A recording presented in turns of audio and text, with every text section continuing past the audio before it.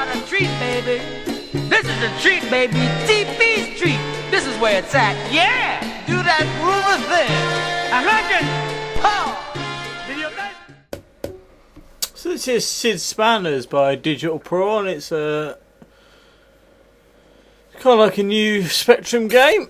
Very much in the style of the old Spectrum games, really. You're playing this kind of platformer, one screen at a time. It feels like you're in like 1983 or something like that. You know, that kind of simplistic kind of platforming days. You know, simple stuff. A little bit like Manic Miner, really. With a door which you have to collect little objects. You collect them all and then the door opens. It's that kind of mould of game. It's like it's one of these homebrew games. Obviously, it's like was it 2011? It ain't a great shakes, but when I played this game, I actually felt a little bit like it's good actually, because I felt a little bit like I was back in the day.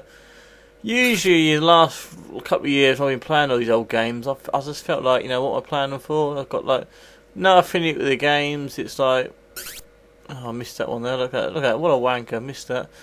But no affinity with the games. It's like, what am I playing it for, kind of thing. And it's I felt like playing this. I was a little bit back in the day. I felt a bit nostalgic for it all, really. Sounds okay. Gameplay is pretty basic. It's your sort of standard platform game.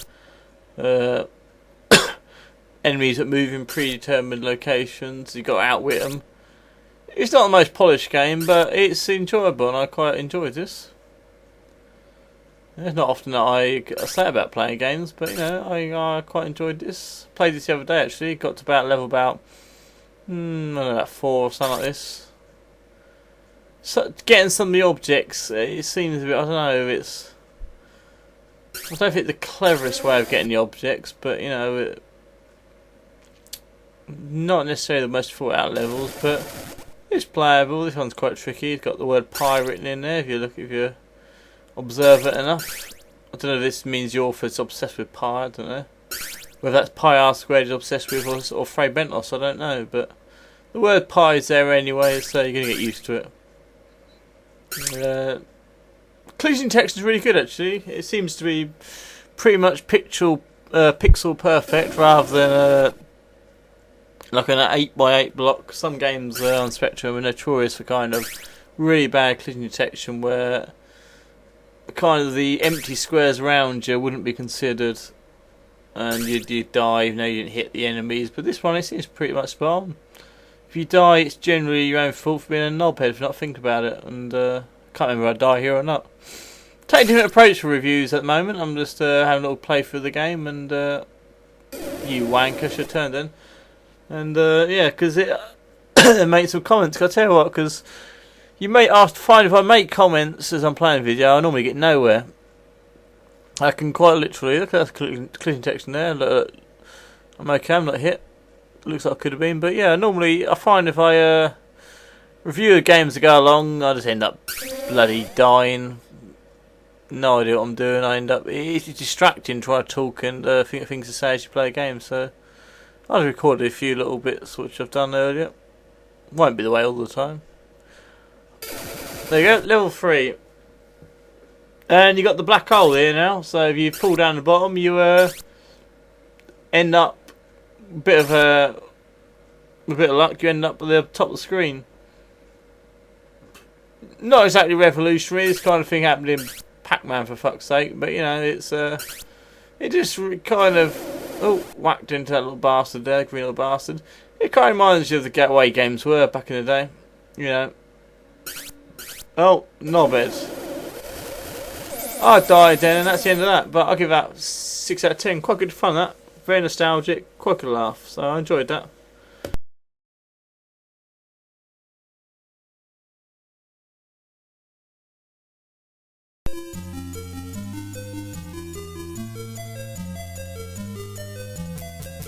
Prey 5, another new Spectrum game.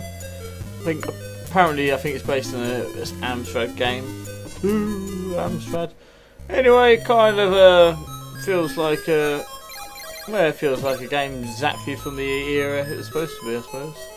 Makes no sense because And he's actually going to look like in a fucking Super Nintendo game. But what I mean is it plays and sounds like a game just like the era I remember.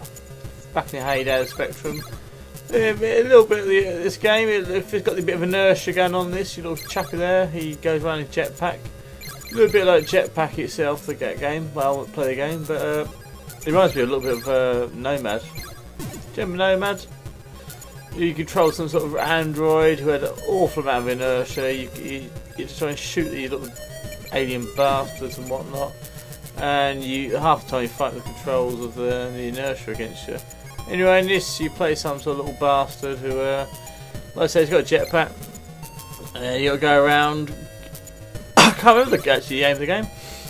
I think you just got to collect keys, unlock doors. There's keys down there over there to the left. Yeah, you got to unlock these doors and flick a switch so you can access other levels of the game and basically, I don't know, blow up the computer or do some kind of, I don't know, anarchistic kind of behaviour. Something which disrupts whatever's happening here, you know.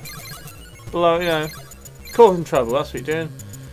Everything's okay, you know, bad guys in control and that. It's okay though, everyone's happy, they've all got a job. You come along, fucking Smithy the Freedom Fighter, you think you're fucking Citizen Smith.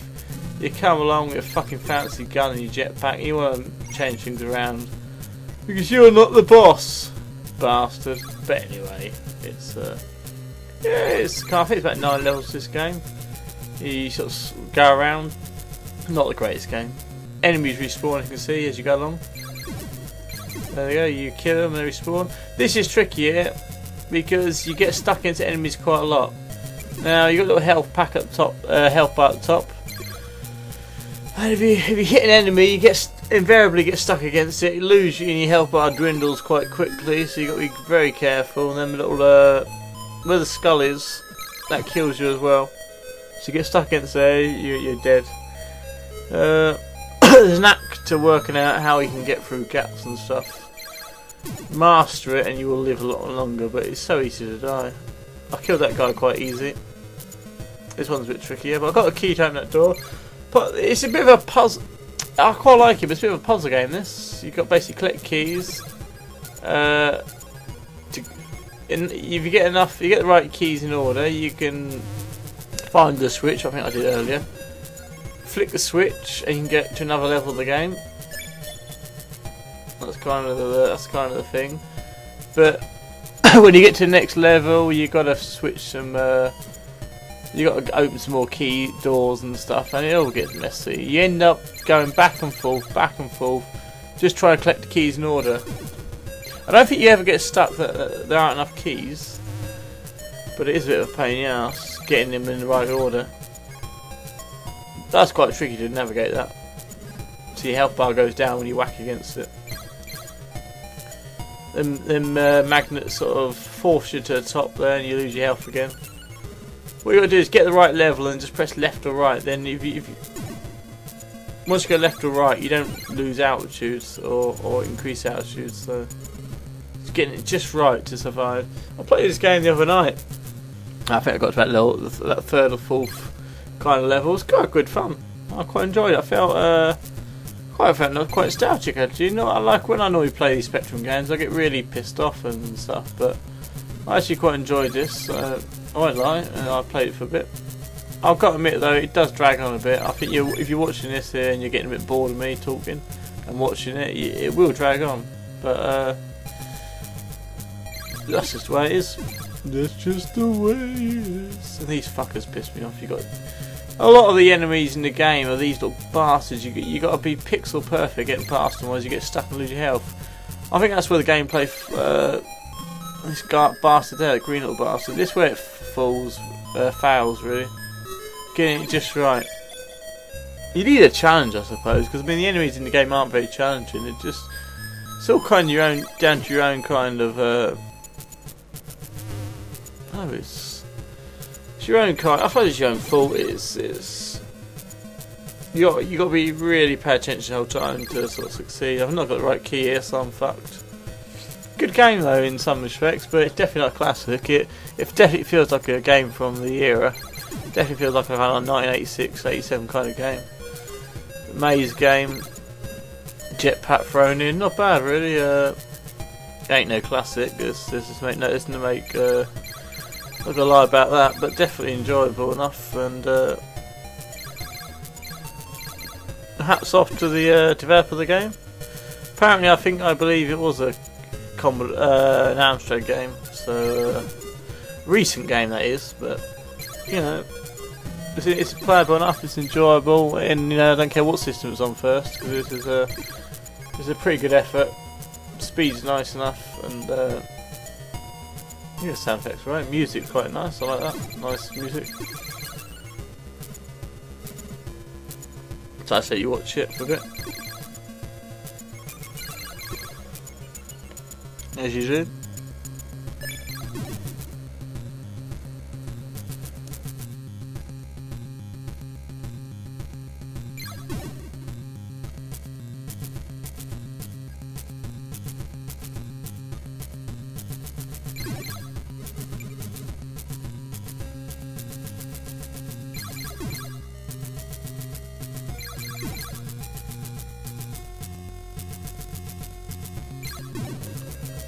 Anyway, I better give this game a score then. I'm going to get it 7 out of 10. It's by no means a classic, but enjoyable enough. There's a switch you've got to get there that opens some other levels up.